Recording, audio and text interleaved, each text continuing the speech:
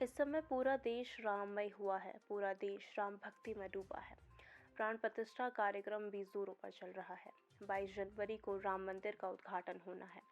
उससे पहले आज हम आपको एक ऐसी जगह ले चलते हैं जहां सीता माता का मंदिर है। यहाँ पर लव और कुश की प्रतिमाएं भी सीता माता के साथ विराजमान है।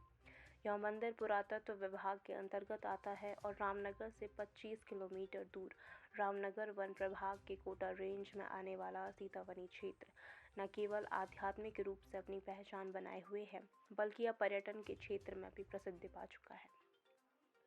सीतावनी मंदिर को त्रेता युग का बताया जाता है। सीतावनी मंदिर वाल्मीकि समाज के लोगों के प्रमुख तीर्थ स्थलों में से एक है। रामनगर से इसकी दूरी 25 किलोमीटर है और यह नैनीताल जिले के रामनगर तहसील के अंतर्गत पड़ता है। सीतावनी क्षेत्र घने जंगलों के बीच में स्थित है। यह कॉर्बेट से लगा हुआ क्षेत्र है। यहाँ पर बाघ, भालू, हाथियों के अलावा कई प्रकार के पक्षी पाए जाते हैं। सीतावनी मंदिर क्षेत्र ऐतिहासिक होने के कारण पुरातत्व विभाग के अधीन है। यह क्षेत्र वन विभाग के अंतर्गत आने के कारण यहाँ प्रवेश के लिए वन विभाग से अनुमति लेनी होती है। आपको बता दें कि स्कंद पुराण में जिन सीतेश्वर महादेव की महिमा का वर्णन किया गया है वह यहीं विराजित है। रामायण की कथा के अनुसार जिस समय भगवान राम ने देवी सीता को वनवास का आदेश दिया था, उस समय देवी सीता गर्भवती थी। ऋषि वाल्मीकि के आश्रम में ही इन्होंने अपने जुड़वा पुत्रों को जन्म दिया था और इनका पालन पोषण किया था। इस घटना की याद में सीतावनी में देवी सीता की प्रतिमा के साथ उनके दोनों पुत्रों को भी दिखाया गया है। सीतावनी में स्थित एक कुंड भी है। ऐसा कहा जाता है कि उसी कुंड में ही सीता माता अंतिम समय में समा गई थी। उसके साथ ही आज भी सीतावनी में जल की 3 धाराएं बहती है।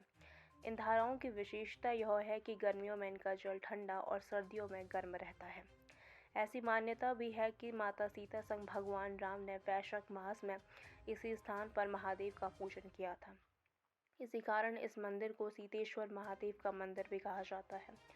आपको बता दें कि माता सीता के नाम से रामनगर वन प्रभाग का सीतावनी पर्यटन जोन चलता है।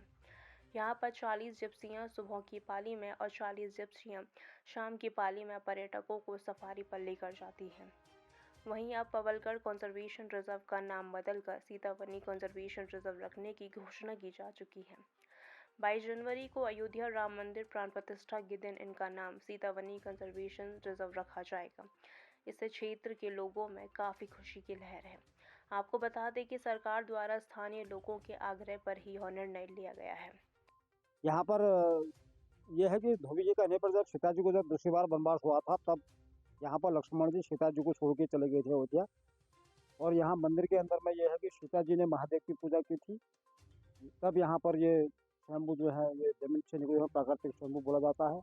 और मंदिर जो है 2000 साल 3000 साल पुराना मंदिर है। ये आर्कोलॉजी ऑफ इंडिया के नाम से जाना जाता है मंदिर ये।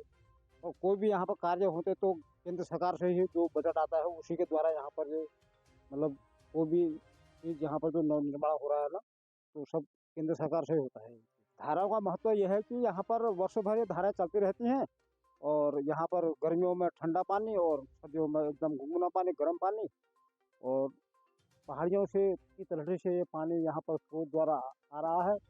और यहाँ से कुछ पानी हमने इकट्ठा करके ऐसे करके आज से 250-300 साल पुरानी कहावत ये बताती कि हमने तो देखा नहीं है भाई, उस समय का आदमी अब तो है नहीं। तो हमारे जो बुजुर्ग लोग बोलते हैं कि यहाँ पर 5 धाराएं थी, एक विजय धारा, एक लाल धारा, वो तो लुप्त हो गई, समय के वातावरण हो गई या कुछ भी हो गया। तो 3 धाराएं जो है इसमें गर्मियों में एकदम ठंडा पानी और सर्दियों में गुनगुना पानी, तरोताजा पानी बिल्कुल। और पानी की महिमा जो है बताते हैं कि यहाँ पर जो स्नान ध्यान वगैरह करते हैं, माँ का महीना चला हुआ है, पब्लिक आती है, तो इसमें जो भी है तो महिमा बताते हैं पानी। ये वाल्मीकि जी द्वारा लोगों को धनुष बाण विद्या वगैरह सिखाई गई वहाँ पर। वो आज भी वहाँ पर तो तालाब तो है ही, अभी बहुत भयंकर तालाब है, उसमें पानी बिल्कुल भरा हुआ है। हाँ, तो ये तो अच्छी बात है क्योंकि सीताबनी अगर पर्यटक स्थल तो है ही है सीताबनी के नाम से। अब पर्वत ये तुम्हारा पर्यटक जोन पौलगढ़ के नाम से, टिला के नाम से, इधर उधर से हुआ, तो सीताबनी के नाम से आ रहा है तो 15 वो तो बहुत ही बढ़िया है। ये अच्छी पहल है और हम सरकार का इस निर्णय का, अगर सरकार जो है सीताबनी फॉरवर्ड कंजर्वेशन को अगर सीताबनी कंजर्वेशन के नाम से अगर घोषित करती है तो हम इसका जो है स्वागत करते हैं और निश्चित तौर पर यह धार्मिक पर्यटन के क्षेत्र में एक अच्छा निर्णय है। रामनगर से दैनिक भास्कर संवाददाता अबू कर मकरानी की स्पेशल रिपोर्ट।